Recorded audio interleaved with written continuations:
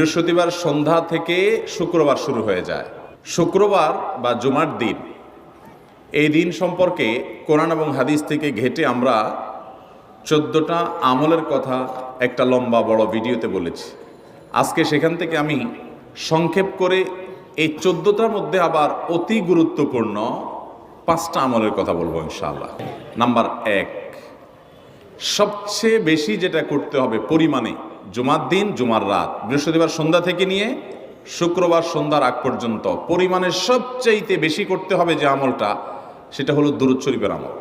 নবী করিম সাল্লাল্লাহু আলাইহি ওয়াসাল্লাম বলেছেন, আকসিরু আলাইয়া মিনাস সালাতি মিন ইয়াউমিল জুমআতি ওয়া লাইলাতিল জুমআহ, তোমরা জুমার দিন এবং জুমার রাতে আমার প্রতি বেশি বেশি দুরূদ পাঠ করবে, দুরূদ প্রেরণ করবে।